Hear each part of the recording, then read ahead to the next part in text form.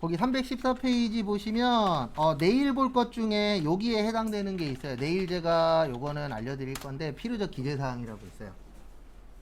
거기 314페이지에 보시면 진한 테두리로 되어 있는 거 보이세요? 진한 테두리로 위에 보시면 그거를 필요적 기재사항이라고 하는데 총 4가지예요. 공급하는 자의 등록번호, 이거는 아마 저기 2장짜리 외워드린 거 3번째 페이지 아래쪽인가 있을 거예요.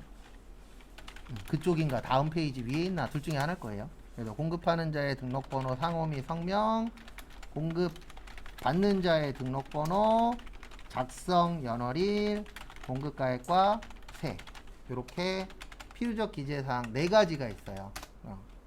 그래서 여기 보시면 무슨 적이라고 제가 적었죠? 필요적. 필요적이 뭐냐면 꼭 필요한 거예요. 그래서 거기 그 교재 보시면 진한 테두리가 되어 있잖아요. 요 진한 테두리 되어 있는 데는 무조건 채워야 돼요.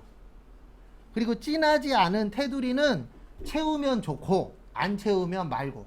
그래서 그거를 임의적 기재사항이라고 표현을 해요. 그래서 항상 서류 만들 때에는 2가지가 있어요. 필요적 기재사항, 이건 무조건 써야 되는 거고, 임의적 기재사항은 쓰면 좋고 안 쓰면 말고. 왜냐면 이거 없어도 크게 문제될 게 없어요. 그래서 우리 동사무소나 아니면은 뭐 어떤 거 서류 작성할 때 보면 직원들이 이렇게 얘기할 때가 있어요. 이건 빠지시면 안 되는 부분이라고. 그래서 내가 서류를 줬는데 다시 주고 여기에다 뭐 하래. 그러면 거기는 필요적 기재사항이에요. 근데 내가 빼먹었는데도 아무 말을 안 하네. 그러면 그건 무슨적 기재사항이에요? 임의적 기재사항. 그래서 모든 서류는 크게 2가지로 나누어져요. 그래서 우리 핸드폰 가입하러 가면 거기 직원분이 형광색으로 찍찍찍찍찍찍 그어주고 여기에다 쓰라 그러죠. 거기가 필요적 기재사항이에요. 꼭 써야 되는 거. 그래서 이렇게 몇 가지가 있으세요? 4가지. 요거 내일 시험 보는 거에 있는데 요건 제가 알려드릴 거예요. 그 다음에 314페이지 제일 밑에 동그라미 2번에 전자세금 계산서에 별표 하나만 쓰세요.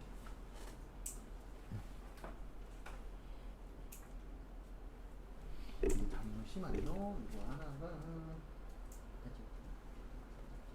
그리고 세무는 교재 와 있는데 세무 나갈 때쯤 드릴게요. 지금 드려도 특별히 쓸 데가 없어서 오히려 들고 다니기도 불편하니까 세무 나가기 하루나 이틀 전에 제가 인포에 얘기해서 저거는 드릴게요. 교재는 왔더라고요.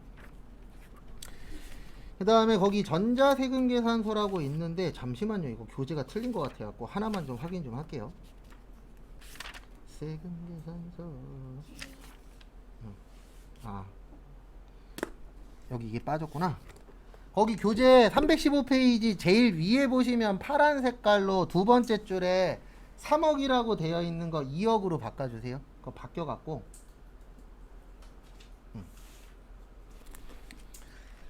그래서 뭐냐면 우리 전자세금계산서라는 걸 발행을 해야 되는데 전자세금계산서 의무 발행자라고 해서 2분이 있어요. 하나는 법인, 또 하나는 개인 중에서 직전 연도 공급가액이 2억 원으로 바뀌었어요. 2억 원 이상인자.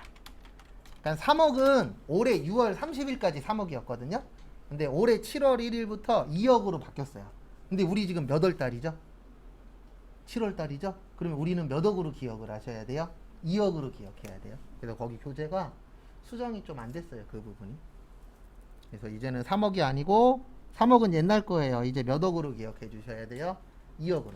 이게 법이 바뀌었어요. 올해 7월 1일부터. 그래서 이게 무슨 뜻이냐면 우리가 전자세금 계산서를 발행을 꼭 해야 되는 사람들이 있어요. 그래서 법인하고 개인 중에서는 1년에 얼마 이상 파시는 분들이요. 2억 이상 파시는 분들은 무조건 전자로 해야 됩니다. 근데 만약에 이런 분들이 종이로 발행하잖아요. 그러면 세금 더 내시면 돼요. 참고로 세법은 법에서 이거 지키세요. 안 지키잖아요. 그러면 무조건 돈만 더 내시면 됩니다. 근데 그 돈이 10%일 수도 있고 20%일 수도 있고 50%가 될 수도 있어요. 그건 이제 상황에 따라서 달라지는 건데 어쨌든 법에서 만들어 놓은 거 안 지키시면은 돈만 많이 내시면 돼요.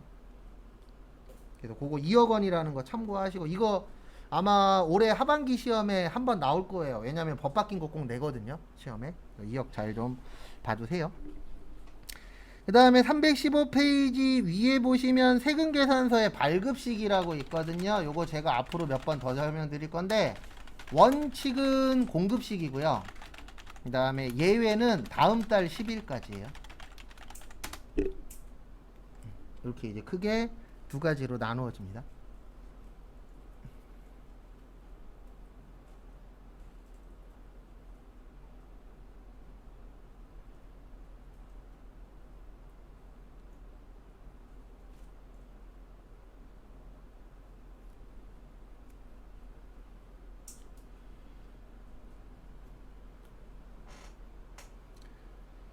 그래서 보시면은요, 뭐 딴 거 없고, 그래서 원칙은 공급식인데 이게 뭐냐면 아까 뭐 인도 기준이니 자판기에서 돈 꺼냈니 대가의 각 부분을 받기로 했니 아까 잠깐 본 거 있죠. 그게 원칙이에요. 근데 우리가 항상 이 법이라는 게 어려운 이유가 얘 때문에 그래요.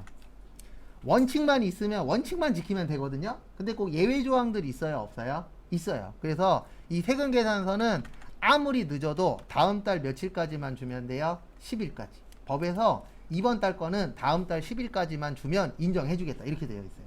그래서 늦어도 다음 달 10일까지는 주셔야 되고요. 그 다음에 요거는 시험에는 잘 안 나오는 부분인데 이건 실무적인 얘기예요. 나중에 회사 가시면 이렇게 발행하는 회사들이 있어요. 월합계 세금 계산서. 이게 뭐냐면 원래 세금 계산서는 거래할 때마다 한 장씩 주는 거거든요. 근데 만약에 우리 회사가 A라는 회사랑 10장을 거래해. 그럴 수 있어요, 없어요? 10번을 거래해. 그러면 원래 세금 계산서를 10장을 줘야 돼요. 한 달에. 근데 10장 주면 불편하잖아요. 서로 양이 많으니까. 그래서 지금은 한 달에 한 번씩 발행해도 돼요. 그거를 월별로 합계내서 세금 계산서 발행한다. 그래서 무슨 세금 계산서라 그래요? 월합계 세금 계산서. 그래서 거래처 중에 이렇게 얘기하는 회사들이 있어요. 저희는 세금 계산서를 한 달에 한 번만 드려요. 그러면 이거란 얘기예요. 한 달에 한 번 준다. 네. 참고로 이거 일주일에 한 번씩 줘도 돼요. 일주일에 한 번씩 해도 되고 보름에 한 번씩 해도 되고 한 달에 한 번씩 해도 되는데 한 달에 한 번씩 하는 회사들이 많아요. 네. 근데 이런 경우도 있습니다. 우리가 만약에 한 달에 한 번씩 주는 회사인데 거래처에다가 저희는 한 달에 한 번씩 주거든요. 그랬더니 거래처에서 싫어요. 그러면 원칙으로 가야 되는 거예요. 저희는 한 달에 한 번씩 안 받을 거예요. 이런 회사들도 있어요. 그러면 그런 회사들은 거래할 때마다 몇 장씩 줘야 돼요? 한 장씩 줘야 돼요. 왜냐면 무조건 이렇게 해야 된다는 아니거든요. 이거는 편의성 때문에 생긴 겁니다. 왜냐면 10장이 편해요? 한 장이 편해요? 한 장이 편하잖아요. 왜냐면 많은 장수를 갖고 있으면 많은 장수를 다 관리해야 되기 때문에. 그래서 월합계 세금 계산서라는 것도 있다라는 거 참고하시고. 그 다음에 315페이지 거기 파란색으로 밑줄도 잘 쳐져 있는데요. 저기에다가 동그라미 좀 쳐주세요. 다음날. 그래서 전자세금 계산서라는 건 전송도 해야 되거든요. 이걸 언제까지 하냐면 발급일 다음날까지 전송하도록 되어 있습니다. 이거 어디로 전송하는 거냐면 국세청에다 전송하는 거예요. 어디에다 전송한다고요? 국세청. 그 다음에 쭉 넘어오세요. 318페이지.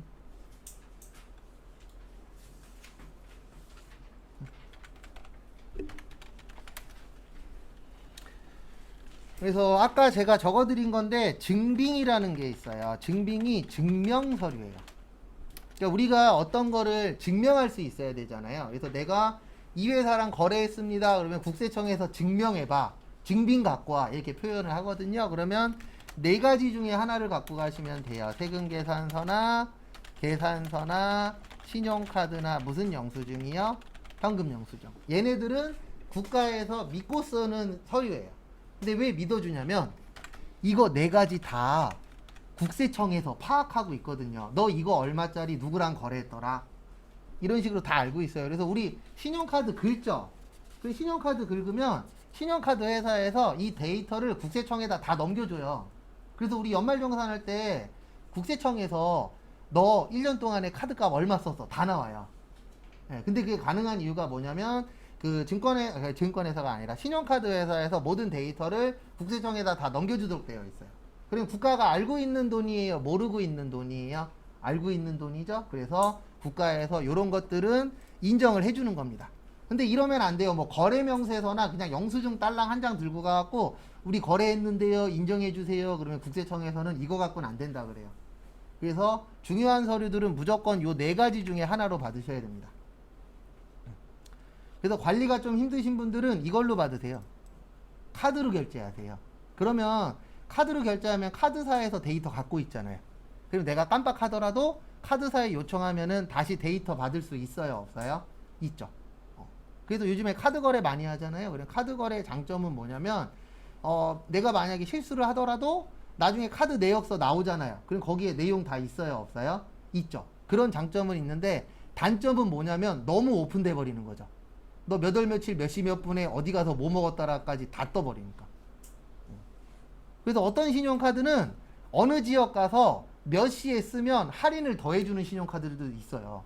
근데 그게 가능한 이유가 빅데이터라 그러잖아요. 데이터를 다 뽑는 거예요. 그래서 실제 어떤 카드는 야구장 있죠. 야구장 반경 몇 킬로미터에서 쓰면 몇 시 이후에 쓰면은 마일리지를 2배로 주는 카드들도 있어요. 근데 그게 왜 그러냐면 데이터를 뽑아본 거죠.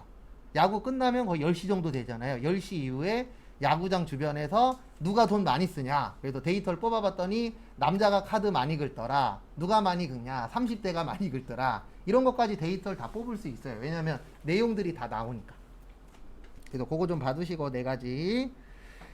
그 다음에 거기 319페이지에 보시면 의제 매입세액이라고 있거든요. 오늘은 간단하게만 볼 거예요. 나중에 세무할 때 자세하게 볼 겁니다. 그래서 의제 매입세액은 진짜 매입세액일까요? 가짜 매입세액일까요? 가짜예요. 그래서 의제나 간주 나오면 이렇게 기억하시라 그랬습니다. 가짜를 뭘로 인정해 주겠다? 진짜로 인정해 주겠다.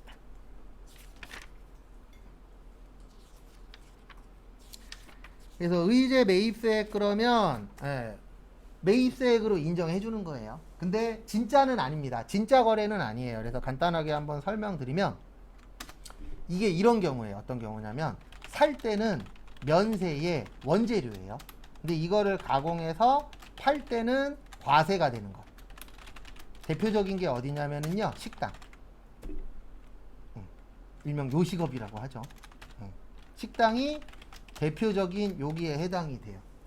왜 그러냐면 만약에 우리 집이 삼겹살집이에요. 그러면 삼겹살 면세거든요. 삼겹살에 야채 먹죠. 야채도 면세예요. 그 다음에 밥 먹죠. 쌀도 면세예요.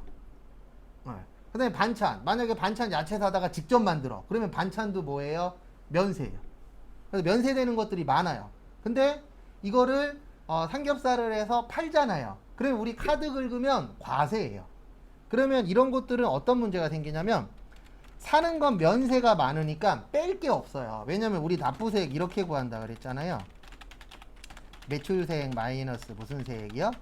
매입세액. 그럼 매입세액을 빼야 되는데 뺄 게 없어요. 그럼 여러분들 생각을 해보세요.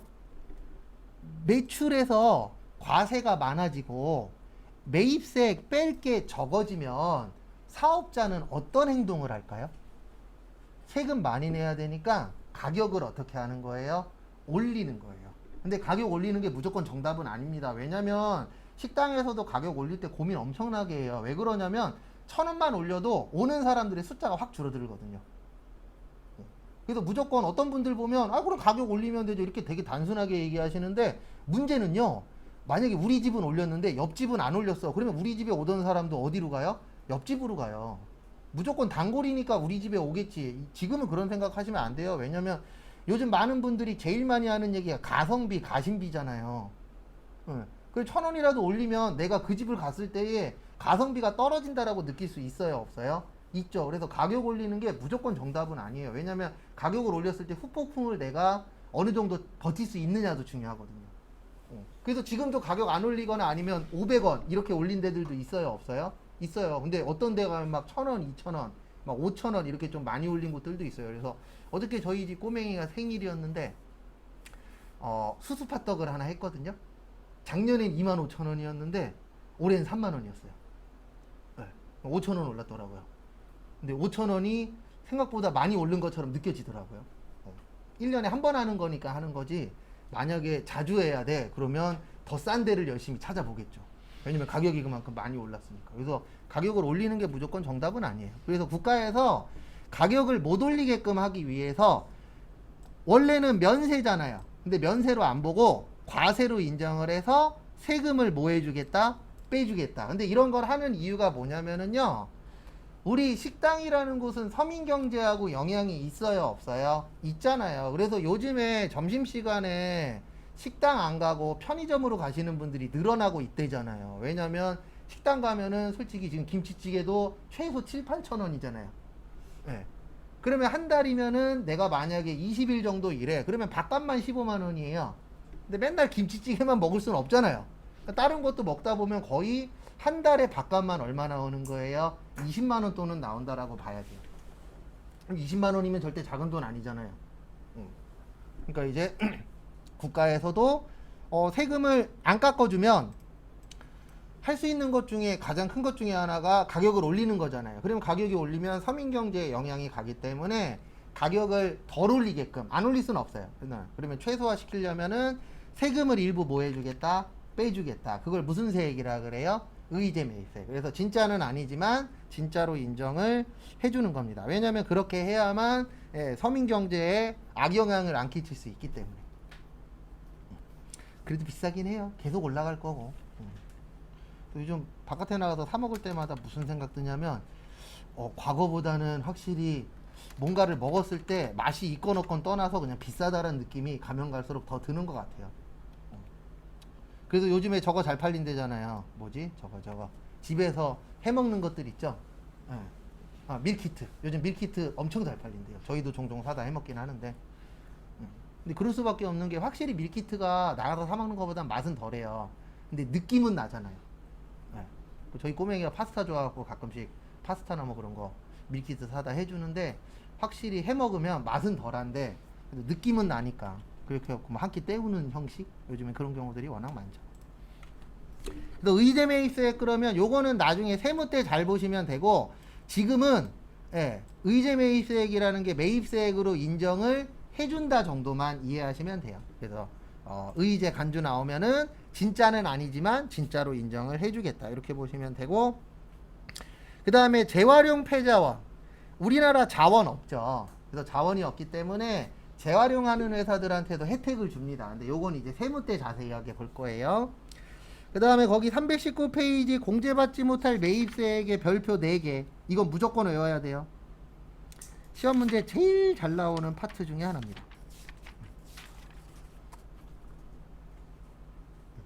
어차피 쪽지 시험도 볼 거고 문제 풀 때 계속 나올 거예요. 그래서 공제받지 못할 매입세액 옆에다가 이렇게 적어주세요. 불공.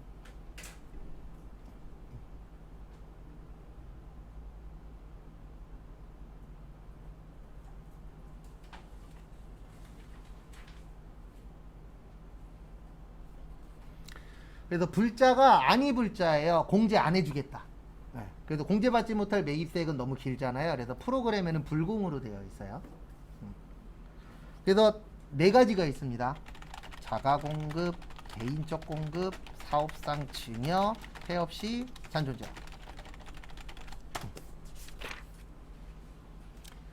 그래서 하나씩 설명을 간단하게 드리도록 하겠습니다. 그래서 첫 번째로 뭐요? 자가공급. 자가의 뜻이 뭐죠? 내부적으로 공급하는 거예요. 그래서 회사 내부에서 공급하는 걸 무슨 공급이라 그래요? 자가공급. 근데 왜 이거는 불공이냐면 이거는 악용할 수가 있잖아요. 이렇게 할 수도 있겠죠. 어떻게 할 수도 있냐면 회사 내부에서 썼는데 진짜는 남한테 판 거야. 이럴 수도 있어요? 없어요? 있죠. 남한테 팔았는데 회사 내부에서 썼대. 이렇게 거짓말 할 수도 있잖아요. 판 거를 안 판 것처럼 꾸밀 수도 있다 없다? 있다. 그래서 이 불공이 나온 이유가 뭐냐면 이거를 다 인정을 해줘버리면 국가에서 세금을 덜 걷는 거예요. 그래서 회사 내부에서 쓴 거는 인정을 못 하겠다. 왜냐면 회사 내부에서 쓴 것까지 다 인정을 해줘버리면 세금을 많이 걷어요? 적게 걷어요? 적게 걷겠죠. 그래서 회사 자가공급은 회사 내부에서 쓴 겁니다.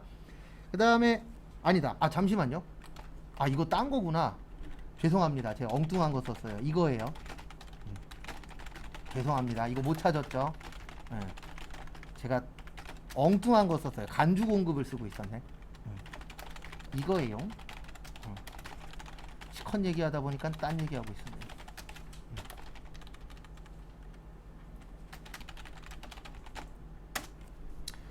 그래서 앞에 보시면 첫 번째로 접대비. 접대비는 왜 안 빼주냐면 이 접대라는 게 국가를 위한 걸까요? 회사를 위한 걸까요? 회사를 위한 거예요. 그래서 국가한테는 크게 도움이 안 돼요. 왜냐하면 접대가 일반적으로 술접대거든요. 근데 접대가 잘 보이려고 하는 거잖아요. 원래 잘 보이려고 하면 안 되고 본인의 능력을 보여줘야 되는데 능력이 안 되거나 아니면 다른 회사가 되게 잘하는 회사가 있어. 근데 우리 회사가 조금 뒤처져. 그러면 접대로 해서 역전시킬 수도 있어요, 없어요? 있죠. 근데 국가 발전에 크게 도움이 안 돼요. 그래서 이 부분에 대해서는 인정하겠다, 못하겠다? 못하겠다. 그리고 제가 아까 사장님이 영수증 갖고 온다 그랬죠. 원래 그거 처리하면 안 돼요. 집에서 쓴 거는. 왜냐면 업무하고 관련 있어요, 없어요? 없죠. 업무하고 관련 없는 것도 해주면 안 됩니다. 왜 안 되냐면 이거 만약에 해준다라고 하면은요, 모든 사장님들이 사촌에 8촌까지 다 뒤져서 이렇게 얘기할 거예요. 영수증 다 갖고 와. 우리 회사의 비용으로 다 털어내겠어. 이렇게 얘기하시는 분도 생길 수 있다, 없다? 있다. 그래서 업무 관련된 것만 해주고 나머지는 안 해주겠다. 아, 그 다음에 요거 하나 빠졌네요. 8인승이요.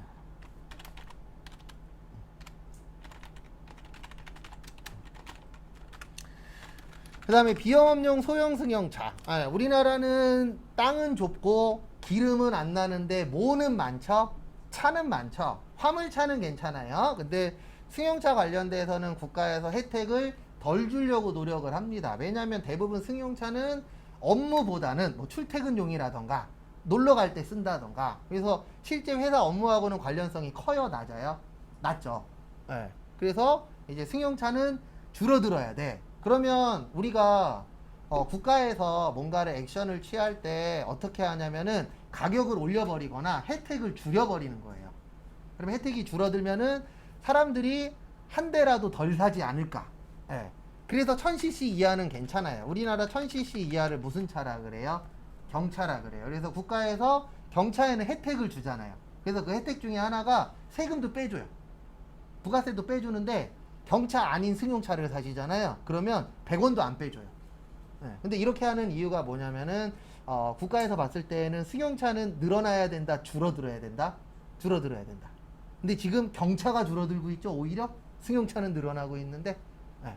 제 경차 늘어나게 하는 방법 하나 아는데 모든 국회의원들이 다 경차 끌고 다니는 거예요. 출퇴근할 때. 그러면 경차 늘어납니다. 왠지 아세요? 우린 이렇게 생각할 거거든요. 국회의원들이 경차를 끌고 다니네? 경차 튼튼한가 봐. 이렇게 생각할 수도 있어요, 없어요? 있죠. 근데 우리 보고는 경차 타라 그러면서 지들은 경차 안 타요. 왜요? 경차 사고 난 거 보셨어요? 네. 무슨 얘기인지 알죠? 네. 겉으로는 우리들한테는, 국민들한테는 경차 안전하니까 타십시오 그러면서 지들은 안 타잖아요. 왜냐면 사고 날 때 위험은 하니까, 솔직히 얘기해서. 아무리 안전하다라고 해도 앞에가 좁잖아요, 솔직히. 그래서 거기 보면은 왔다 갔다 하다 보면 사고 난 거 보면은 이렇게 되어 있잖아요. 차가 분명히 이리 썼는데. 왜냐면 앞에 범퍼가 짧으니까 쭉 들어가잖아요. 그 다음에 몇 인승 이하가 승용차로 들어가요? 8인승. 그래서 봉고차 중에 9인승은 괜찮아요. 네. 근데 8인승 이하부터 작은 것들은 여기에 해당 사항이 있습니다. 그래서 봉고차들도 대부분 9인승으로 뽑잖아요. 네. 그 이유가 뭐 때문에 그런 거예요? 세금 아끼려고. 그래서 대부분 직원한테 나오는 차들은 경차, 화물차, 봉고차, 거의 그래요. 왜 그러냐면 사장님 입장에서는 직원들한테 이렇게 직원들이 끌고 다니는데 세금을 덜 내는 걸 사주려고 노력할까요? 세금을 많이 내는 걸 사주려고 노력을 하실까요? 세금을 덜 내는 걸 사주려고 노력을 하겠죠. 그래서 대부분 격리파트에 배정되어 있는 차들은 거의 경차예요. 또 마티즈나 모닝이나 이런 거 많이 끌고 다닙니다, 직원분들이. 근데 그 이유가 여러 가지 있어요. 기름값도 덜 들죠. 주차했을 때 주차비도 덜 나오죠. 그 다음에 자동차 샀을 때 세금도 덜 내죠. 네, 여러 가지 혜택 많이 주잖아요. 그 다음에 면세 관련 비용. 이거는 뭐냐면 면세가 세금 안 내요. 세금 안 내니까 안 빼주겠다는 얘기예요. 아예 국가 입장에서. 왜냐면 국가 입장에서는 이게 중요하잖아요, 납부가. 근데 면세는 아예 안 내요. 안 내니까 뭐 해주겠다? 안 빼줄 거야. 이렇게 되는 거예요. 그래서 면세 관련된 거 안 되고, 여기 제가 토지라고 적어놨죠? 토지는 면세예요. 네, 토지는 뭐라고요? 면세. 그래서 면세 관련된 거하고 토지가 안 되는 이유는 안 빼주니까 안 내잖아요. 그러니까 국가 입장에서는 안 내니까 뭐 하겠다? 안 빼줄 거야. 이렇게 보는 겁니다. 그래서 요거 나중에 외울 거예요. 다음 주에. 요거 좀 봐두시고. 그 다음에 322페이지 조금만 더 보고 끝낼게요. 몇 개 안 남았어요. 이거는 세무 때 많이 나오는데 전자신고 세액공제에다 밑줄 치세요. 그리고 저기에다 밑줄 치세요. 1만원.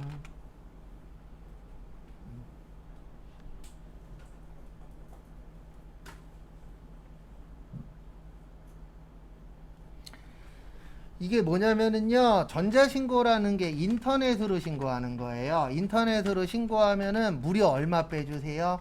10,000원 빼줘요. 네. 확정신고당이에요. 확정신고만. 그러니까 뭐냐면 우리가 신고할 수 있는 방법은 대표적으로 두 가지가 있어요. 하나는 서면신고가 있고 또 하나는 전자신고가 있어요. 서면신고는 뭐냐면 직접 가는 거예요. 내가 차 타고 아니면 교통수단을 이용해서 방문을 해서 서류를 내는 거. 요걸 무슨 신고라 그래요? 서면신고. 근데 서면신고의 최대 단점이 뭐냐면 시간하고 돈이 들어가요. 네. 그리고 멀리 있어. 그럼 시간도 오래 걸리겠죠. 근데 전자신고의 장점은 뭐예요? 갈 필요가 있다 없다? 없다. 그냥 버튼 한 번만 탁 눌러주면 신고서가 자동으로 뭐 되죠? 넘어가죠. 근데 우리가 뭐든지 다 똑같은 게 하나 있어요. 이게 처음 나왔을 때 사람들이 쓰려고 했을까요? 안 쓰려고 했을까요? 안 쓰려고 그래요. 그러면 쓰게끔 만들어야 돼요. 그 쓰게끔 만든 게 뭐냐면 전자신고하면 얼마 빼줄게? 10,000원 빼줄게. 그러면 생각을 해보십시오. 직접 가는 게 좋아요? 10,000원 덜 내고 빨리 신고하는 게 좋아요? 빨리 신고하는 게 좋겠죠. 회사 입장에서. 그래서 이제 전자신고를 쓰게끔 만든 게 뭐냐면은 직접 안 오고 인터넷으로 신고하면 얼마 빼줄게?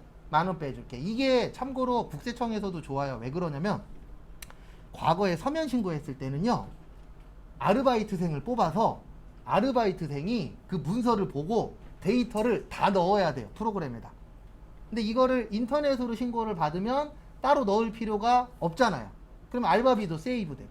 그래서 과거에는 국세청도 세무서도 욕먹을 짓 많이 했어요. 과거에는 어떻게 했었냐면 알바생 뽑는 것도 돈이잖아요. 그러니까 국세청 주변, 세무서 주변에 보면 세무사 사무실 있죠. 거기에다가 전화하는 거예요. 그래서 2명, 그러면 2명 보내야 돼요. 신고 끝나고.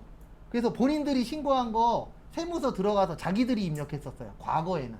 근데 지금 그랬다간 욕이란 욕 다 먹으니까 지금은 알바생을 뽑아서 넣긴 합니다. 왜냐면 아직도 서면 신고하시는 분들이 있기 때문에. 근데 과거에는 진짜 그랬대요. 아주 예전에는 세무서 주변에 있는 세무사 사무실에서 인원을 착출해 갖고 입력해 이렇게 시켰었어요. 과거에는. 지금은 아닙니다. 오래된 얘기예요. 지금은 그렇게 했다간 저기 뭐냐 국세청 아마 초토화 될 거예요. 그 다음에 거기 밑에 보시면 신용카드 매출전표 등 발행공제라고 있는데요. 요거는 뭐냐면 신용카드로 파는 분들 있죠. 그분들한테 혜택을 주는 건데 개인은 개인만 돼요. 개인만 되고 그 다음에 1.3%, 그 다음에 연간 얼마요? 500만원까지만 해줍니다. 근데 이거 해주는 이유가 뭐냐면 우리 카드로 결제하면 다 오픈되잖아요. 근데 과거에는 카드였어요? 현금이었어요? 현금 박치기였죠. 그러니까 현금이니까 과거에는 세금을 적게 신고했어요. 그래서 적게 냈었는데 지금은 식당 하시는 분들이 힘든 이유가 여러 가지 있는데 그 중에 하나가 이거라 그랬잖아요. 무슨 카드요? 신용카드. 요즘 웬만한 식당들 거의 신용카드로 90% 이상 결제해요. 현금 내는 사람 보기 드무니까. 그리고 어떤 문제가 생기냐면 과거에는 현금으로 받아서 세금을 적게 신고했는데 지금은 얄짤 없어요. 거의 100%다 오픈이기 때문에. 왜냐면 현금 내면 또 현금 영수증 받잖아요. 그러면 100%다 오픈되기 때문에 세금을 뭐해요? 많이 내요. 그래서 국가에서도 야 이거 그냥 두면 욕먹을 수 있겠다. 그래서 만든 게 개인들한테 몇 프로요? 1.3%. 그래서 1년 동안 얼마를 빼주겠다? 500만원만큼 빼주겠다. 이렇게 만들어서 이제 뭐라 그래야 되나, 나올 수 있는 말을 어느 정도 봉쇄시켜 놓는 거죠. 그래서 국가가 개인들을 위해서 이러이런 걸 하고 있습니다. 그 중에 하나가 카드로 판 거에 대해서는 일부 세금을 뭐 해주겠다? 깎아주겠다. 그래서 뭐든지 다 옛날에 한 사람이 좋은 거예요. 왜냐면 가면 갈수록 오픈이 많이 되기 때문에. 그 다음에 2가지만 더 보고 마무리하도록 하겠습니다. 하나는 뭐냐면 거기 324페이지 밑에 보시면은요 개인 사업자라고 있어요. 요거는 외우진 않을 거예요. 이건 세무 때 좀 더 강조해서 설명을 드릴 건데, 개인 사업자는 예정 고지납부라는 거래요. 우리 납부는 두 가지가 있어요. 신고납부가 있고 고지납부가 있거든요. 신고납부는 일반적으로 내가 신고하고 납부하는 거고요. 고지납부는 우리 전기요금 있죠. 전기요금 집에 고지서 날라오잖아요. 그래서 고지서 갖고 납부한다 그래서 무슨 납부라 그래요? 고지납부라고 해요. 그래서 개인 사업자는 예정 고지납부를 해요.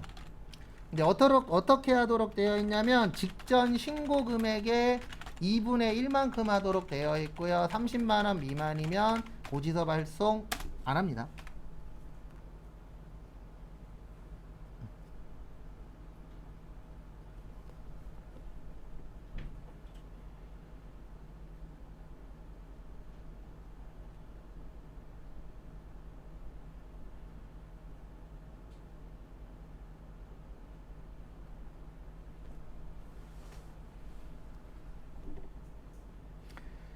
그래서 참고하시기 바랍니다.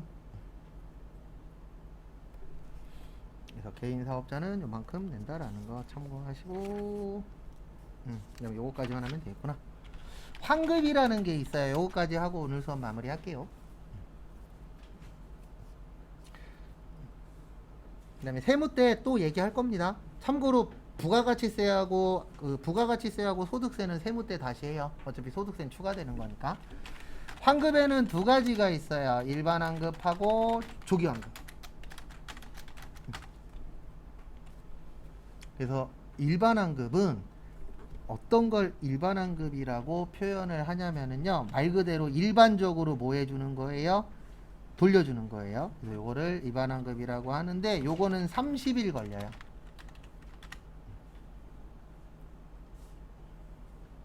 며칠 걸린다고요?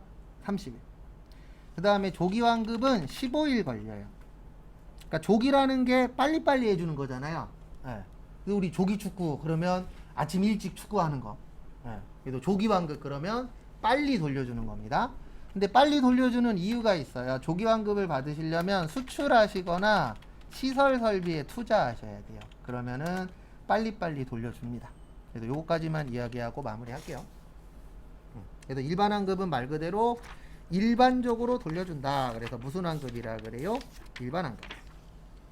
그 다음에 조기 환급은 빨리빨리 돌려준다. 그래서 이제 조기 환급이라고 표현을 하는데, 이제 왜 빨리 돌려주냐면 우리나라는 국내 거래보다 뭐가 중요하다고요?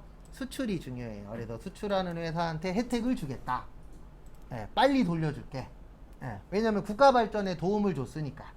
그 다음에 시설 설비 투자. 이게 뭐냐면 공장을 짓는다던가 아니면 기계를 구입한다던가 이런 것들을 시설 설비 투자라고 해요. 근데 이게 왜 중요하냐면 제가 이 얘기는 앞으로도 많이 할 건데, 우리나라의 가장 큰 문제는 세 가지라 그랬잖아요. 출산율, 결혼율, 그 다음에 취업률. 네. 그러면 공장을 짓거나 기계장치를 이런 걸 구입을 하게 되면 취업률에 도움이 됩니다. 왜냐면 공장 지으면 취업할 수 있는 인원이 늘어나요, 줄어들어요? 늘어나잖아요. 그 다음에 기계를 산다는 얘기는 우리 회사에서 기계장치를 구입함으로 해서 추가로 인력을 더 뽑을 수도 있어요, 없어요? 있죠. 예, 그래서 혜택을 주는 거예요. 왜냐면 이런 혜택을 안 주면, 혜택을 많이 줘야 회사에서 투자를 많이 할 거잖아요. 예, 그래서 이제 투자하게끔 국가에서 노력하고 있는 것 중에 하나예요. 그래서 이거를 투자하게 되면은 국가에서는 빨리 돌려줄게. 근데 빨리 돌려주는 이유가 뭐냐면 취업률 향상에 도움이 될 수가 있으니까. 그래서 지방자치단체들이 지금 열심히 하고 있는 것 중에 하나가 이런 공장 같은 거 유치하려고 되게 노력들을 많이 하고 있어요. 왜냐면 공장 하나 들어오면요, 일단 세금을 더 거둘 수 있잖아요. 그 다음에 거기 지역에 있는 분들이 취업을 많이 할 수 있잖아요. 그러면 취업 많이 하게 되면은 그 지역의 경제가 뭐 할 수 있죠? 올라갈 수 있죠. 그래서 공장 같은 거 열심히 하려고 하는데, 이건 있습니다. 인천에 있는 공장은요, 웬만하면 지방으로 안 내려가려고 그래요. 왜냐면 내려가는 건 쉬운데 못 올라온대요. 이게 자체가 내려가긴 대빵 쉽대요. 왜냐면 혜택 같은 거 되게 많이 주거든요, 지방으로 내려가면. 근데 지방에서 올라오기가 쉽지가 않아요. 왜냐면 여러분들 생각을 해보십시오. 우리 집 주변에 공장 들어온다라고 치면 찬성할 거예요, 반대할 거예요?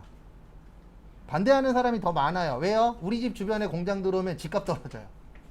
솔직히 딴 거 다 빼고 돈으로만 봤을 때. 그래서 제가 예전에 저기 청라 옆에 서부공단이라고 있거든요. 지금도 있긴 있어요. 청라 사람들이 제일 싫어해요. 왜 그러냐면 옆에 공장이 있으니까 우리 집값이 안 오르는 거야. 이렇게 생각하시는 분들이 있거든요. 그래서 매일 신고한대요. 구청이나 시청에다가 맨날 신고해요. 뭐 연기 조금 보이잖아요. 그러면 저기에서 뭐 나쁜 거 나와요. 그래갖고 맨날 신고해요. 진짜로. 그래갖고 툭 하면 공무원들 나와요. 그래갖고 나무도 불태우면 안 돼요. 걸리기 딱 좋아서. 연기만 보이면 바로 신고래요. 왜냐면 몇몇 분들이 저 서부공단은 없어져야 돼. 이렇게 생각하시는 분들이 있어서. 근데 그게 잘못된 건 아닙니다. 왜냐면 저도 공장에 다녀봤지만 안 좋은 연기 나요. 그리고 유해 화학물질도 써요, 안 써요? 써요. 근데 이게 관리가 생각보다 좀 덜 되고 있으니까. 그래서 그런 혜택을 주는 거다라고 생각하시면 되고요. 그 다음에 내일부터는 이제 실기를 할 거예요. 그래서 내일 한번 더 설명드릴 건데, 실기할 때 저 도와주실 건 딱 하나밖에 없어요. 못했으면 못했다. 했으면 가만히 계시면 돼요. 그래서 못했으면 못했다라고 액션을 꼭 취해 주셔야 돼요. 이러시면 안 돼요. 예전에 몇 명 있었는데 저한테 눈빛으로 레이저 쏘지 마세요. 그분이 오늘 기분이 안 좋은지 아니면 못했는지 구별이 안 돼요. 그러니까 그냥 못하거나 이상하거나 그러면 손 들고 얘기하세요. 그러면 이제 가서 봐드릴 거예요. 그리고 제가 웬만하면 안 돌아다닐 겁니다. 왜냐면 돌아다니는 거 별로 안 좋아하세요. 그리고 대빵 잘하는 사람 있으면 제가 가서 옆에서 서 있을 거예요. 제가 옆에 서 있으면 속도는 자동으로 느려져요. 그래서 천천히 하고 싶으시면 이야기하십시오. 제가 예전에 옆에 서 있다가 욕먹은 적도 있어갖고 안 돌아다닐 거예요. 그러니까 필요하신 거 있으시면 부르시고 가실 준비하십시오.